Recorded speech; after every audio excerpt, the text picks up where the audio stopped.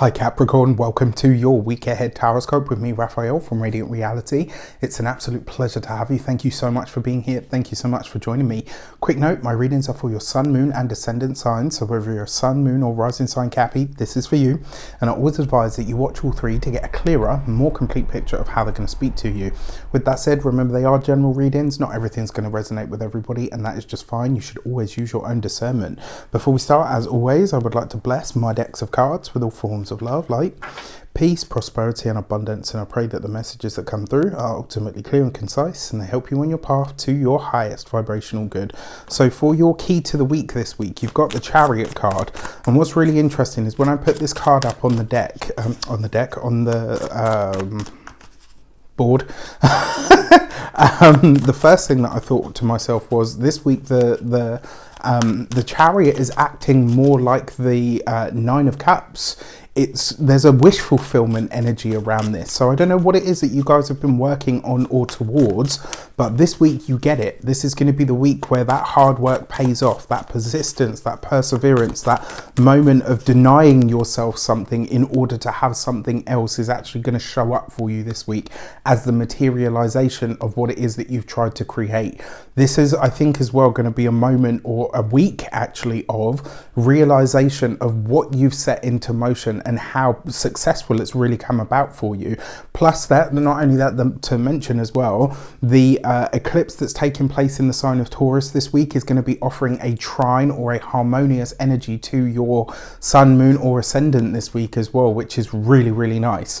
For your actions and options this week, you've got the Queen of Pentacles, the Queen of Wands, which tells me that you are really, like, this week you're on fire. Like, literally, this is the week where you are going for it, learning fast, working hard, like literally meeting all of your targets, meeting everything head on.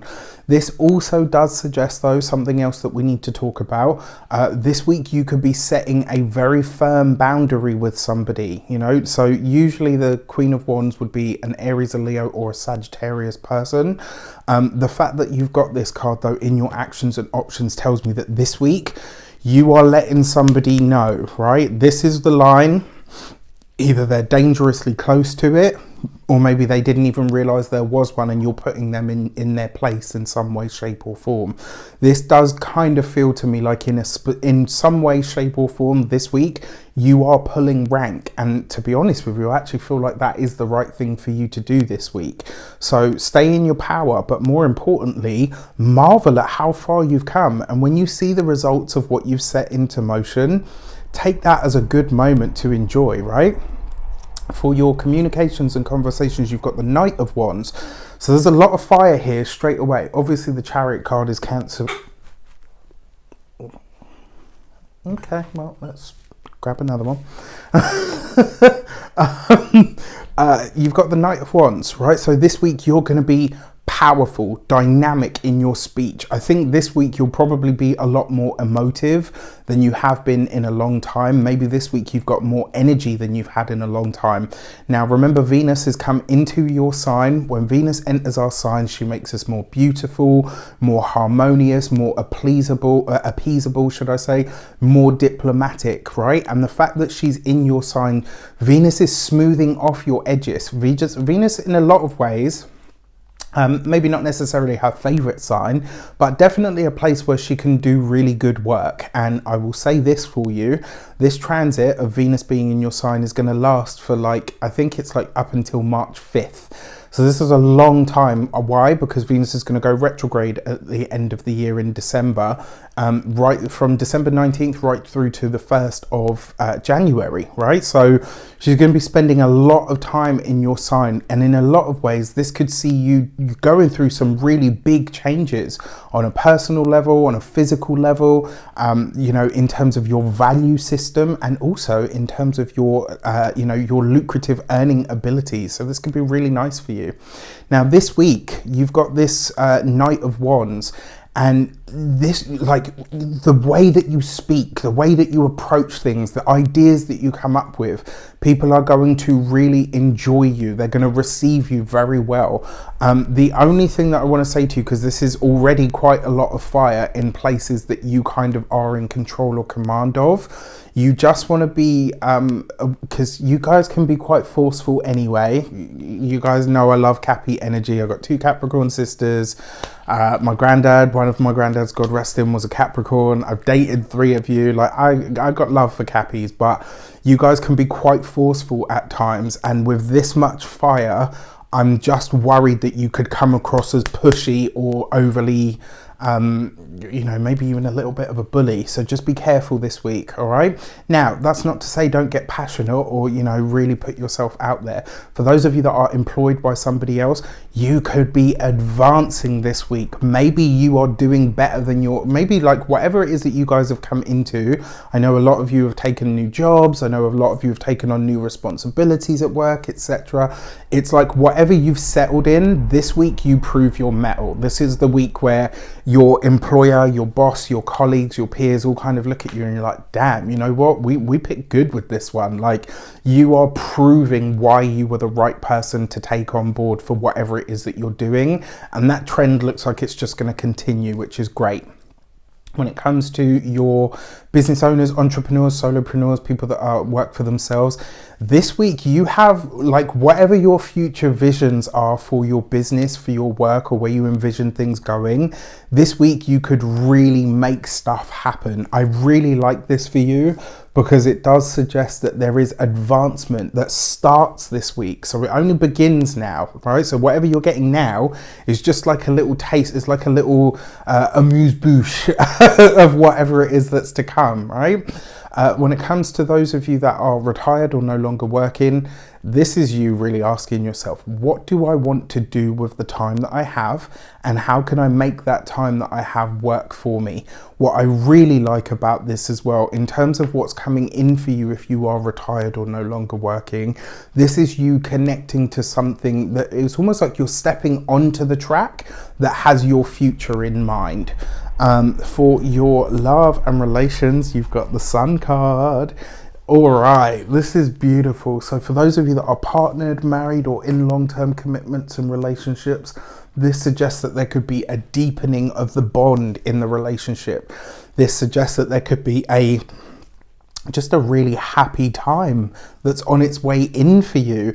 Now, an Aries person, an Aries young person might feature for you this week, or an Aries woman may feature for you this week.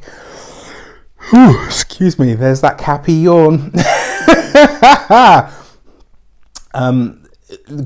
So they could feature for you this week. This might be somebody that's here to give you advice, somebody that's going to assist you or help you in some way. Now, because it is the Sun card, it's well worth saying that some of you, not all of you, select few of you, this could be pregnancy energy. So if that's not something that you want, just be cautious. For those of you that are single and ready to mingle, it looks like this is going to be a very good week for you. There could be lots of flirty banter, lots of fun, lots of enjoyment, lots of, teasing, like when you tease somebody because you kind of fancy them, and actually it's just fun to tease them.